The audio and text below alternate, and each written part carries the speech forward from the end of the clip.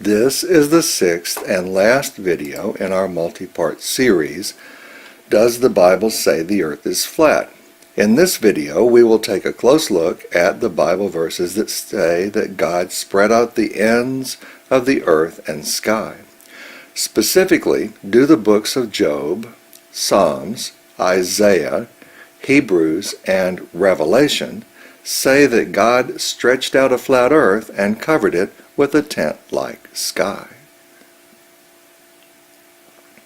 For more than 2,000 years since the time of Aristotle, no educated society has taken seriously the idea that the earth might be flat. Nevertheless, although the Christian Church has never officially required anyone to believe that the earth was flat, many Christians have continued to believe in a flat earth. Where did they get this idea? Did they get it from the Bible? Did the Bible's writers believe in a flat earth? Most Christians say no, but some Christians have a different point of view. In the last couple of decades, a rapidly growing movement has emerged within conservative Christianity, claiming that the Bible teaches that the earth is as flat as a pancake. These conservative, Bible-believing Christians are well organized and have created many very professional-looking websites. This is just a partial list. They have also published many detailed, extensively documented, well-illustrated books, DVDs, and online videos. These are just a few of the ones that have been published in the past couple of decades. This has caused great distress among biblical creationists, who believe that the Christian God created the entire universe slightly more than 6,000 years ago, but also believe in a spherical earth. Why should this bother creationist Christians so much? Don't flat earth Christians have the same right to promote their interpretation of the Bible that creationist Christians do? Maybe creationist Christians are upset because flat earth Christians have borrowed many of their arguments and tactics from creationist Christians. Here are some of the main arguments that creationist Christians use to promote their beliefs. These arguments work just as well, and they make just as much sense for a flat earth Christianity as they do for creationist Christianity. But do flat earth Christians even have an argument? Is it possible that the Bible really does say that the earth is flat? Surprisingly, the flat earth Christians' biblical arguments are strong enough that Bible-believing Christians should really give them some serious thought. In this 6-video series, we will discuss 6 different Bible-based arguments for the flat earth. Each video will discuss a different argument. Links to the other videos in this series are in the YouTube description for this video and on our website.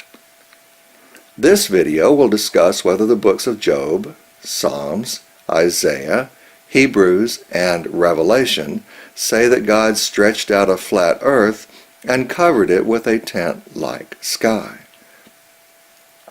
Let's start with some verses from Psalms and Isaiah. Psalm 136 verse 6 says, "To him who spread out the earth above the waters." Isaiah 42:5 says, "Thus says God the Lord, who created the heavens and stretched them out, who spread out the earth and its offspring."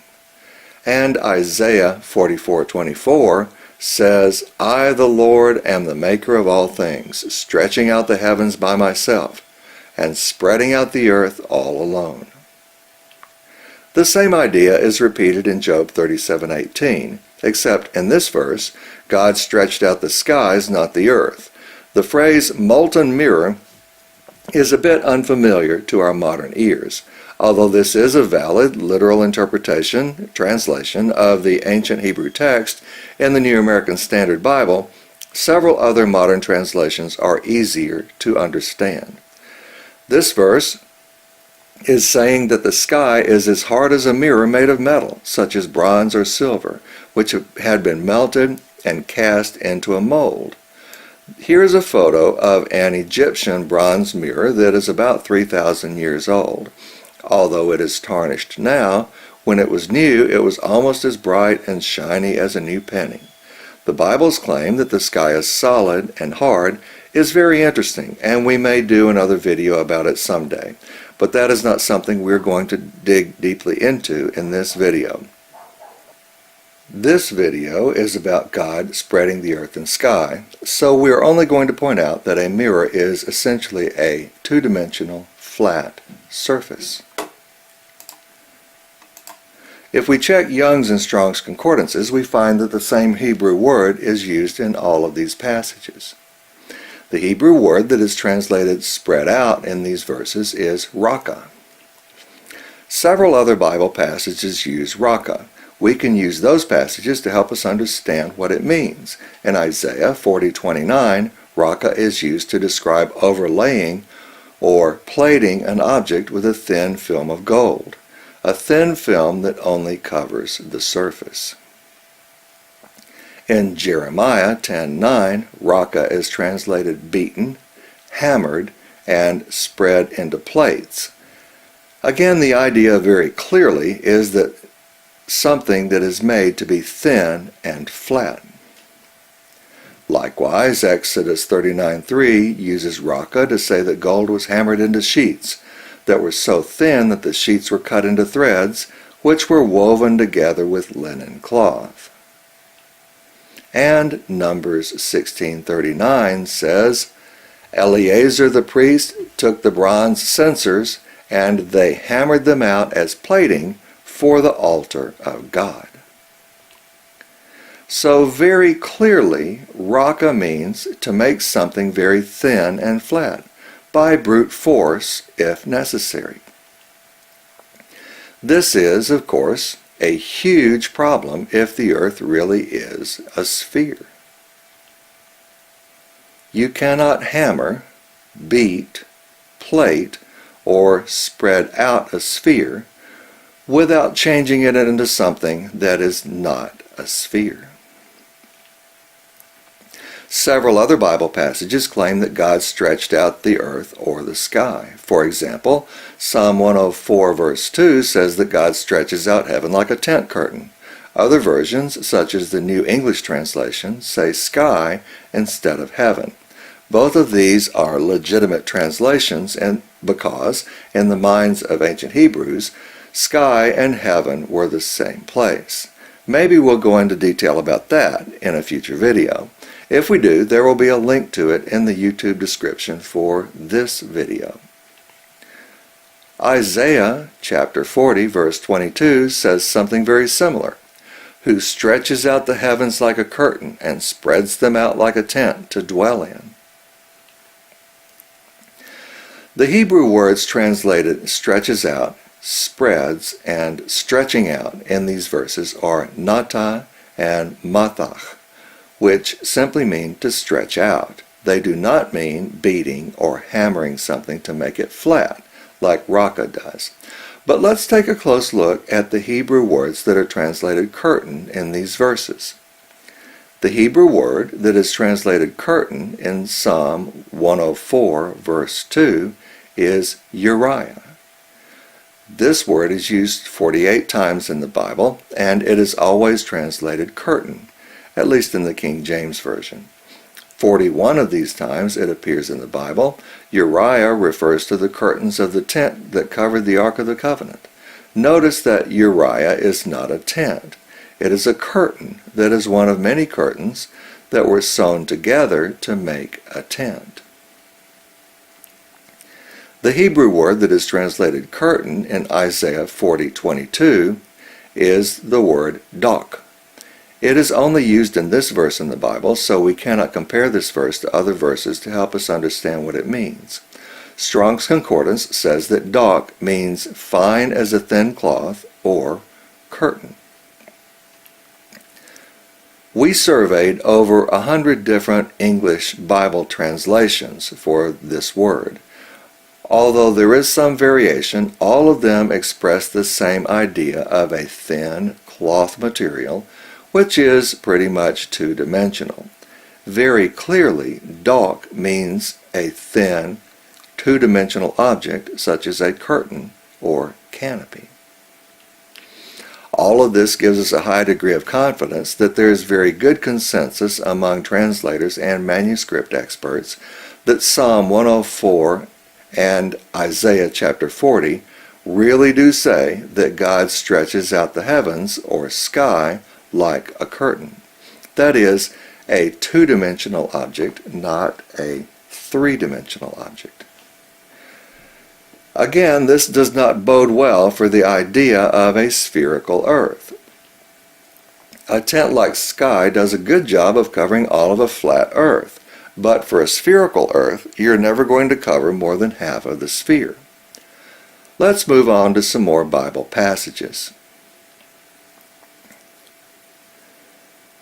A large number of Bible passages say things like ends of the earth or something similar. Does the Bible mean these phrases literally, or are they just figures of speech? Flat earth Christians do interpret these verses completely literally. But spherical earth Christian apologists say that these are simply figures of speech. How do we know who is correct?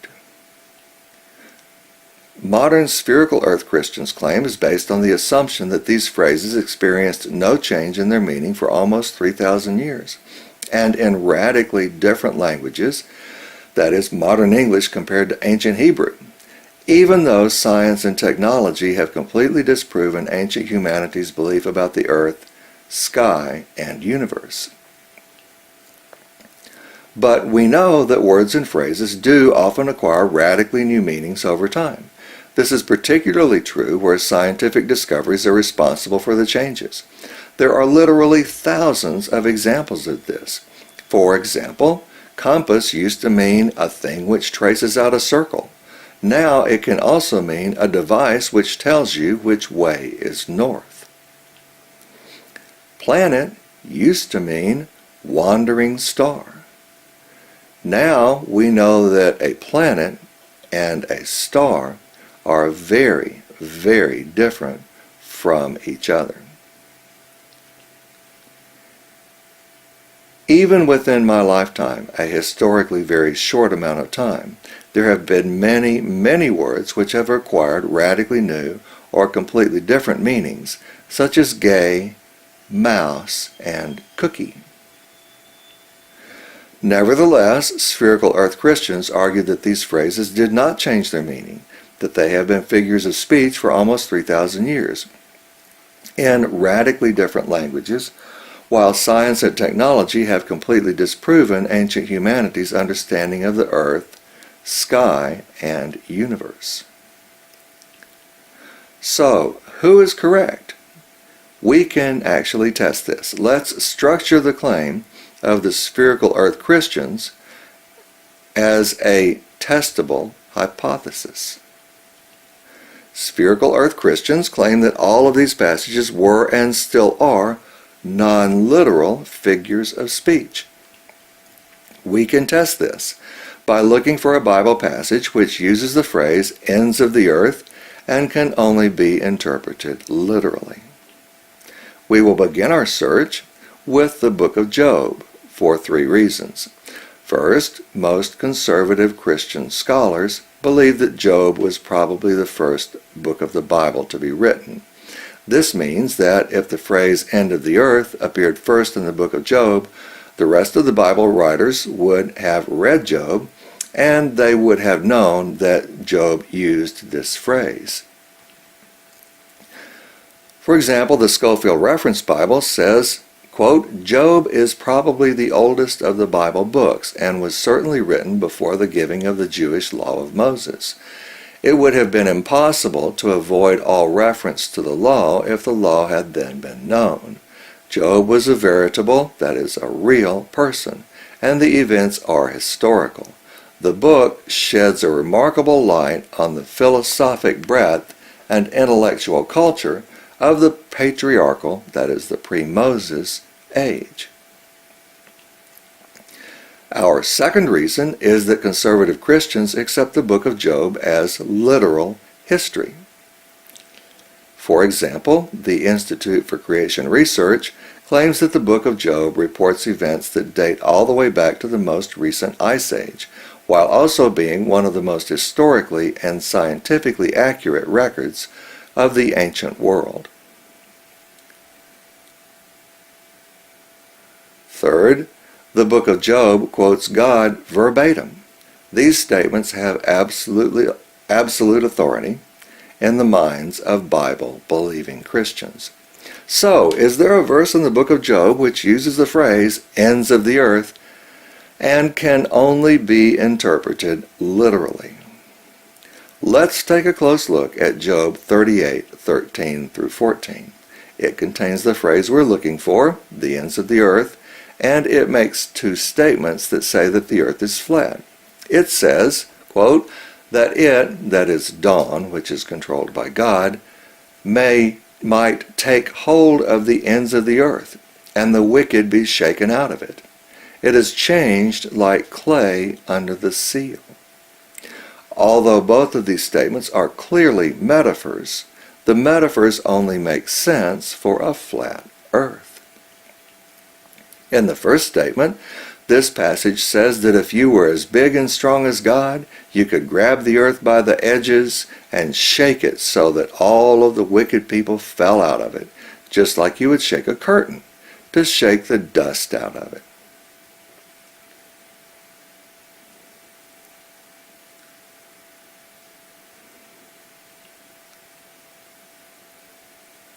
In the second statement, it says that the earth is changed like clay under the seal. This refers to the ancient practice of sealing documents with a piece of clay, wax, or lead by pressing it flat with a ring or cylinder with a unique pattern on it.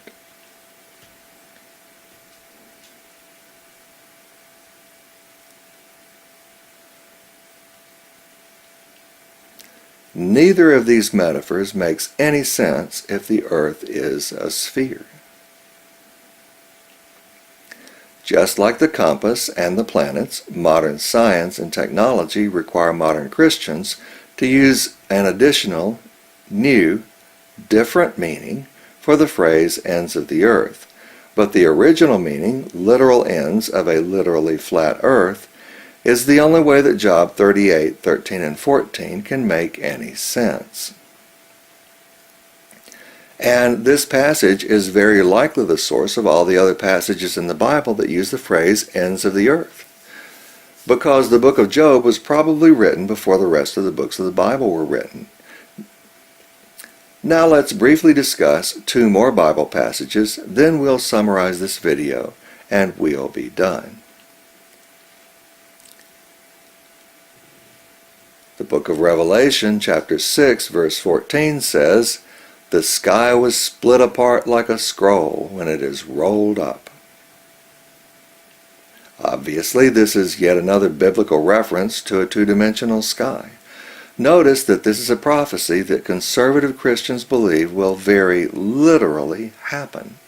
Revelation 6:13 predicts that someday soon, Jesus will come back and roll up the sky like a piece of parchment or papyrus. There's not much more to say about this verse. It's pretty obvious and it is unambiguous. Now let's move on to one last Bible passage. The last passage that we want to discuss in this video is Hebrews 1:10 through 12, which says, "You, Lord, in the beginning laid the foundation of the earth, and the heavens are the work of your hands.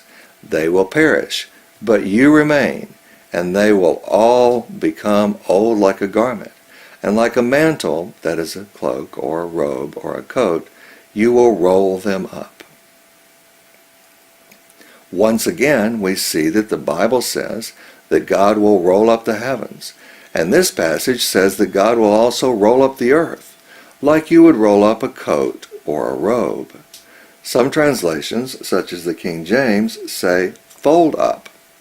The idea is the same. The Bible says that the heavens and the earth are flat enough to roll up or fold up. That is easy with a thin, flat object. It is impossible with a sphere. Let's briefly summarize. We have seen that 4 different Bible verses say that God spread out the earth or sky using the Hebrew word raka, which other verses use to mean hammer something so that it becomes very flat. We've seen that 2 Bible verses say that God stretches out the heaven or the sky like a tent or tent curtain. We have seen that science, technology, and social change have often caused words and phrases to take on new, completely different meanings.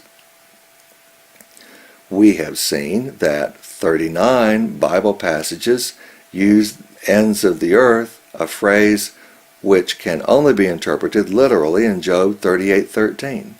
Job was probably the source of the other uses of this phrase in the Bible. We have seen that Revelation chapter 6 verse 14 predicts that the sky will roll up like a scroll. And last, we have seen that the book of Hebrews chapter 1 verses 10 through 12 says that God will roll up or fold up the earth and the heavens like a piece of clothing. Do these Bible passages say that the earth is flat? We hope we've given you enough information to make a well-informed decision.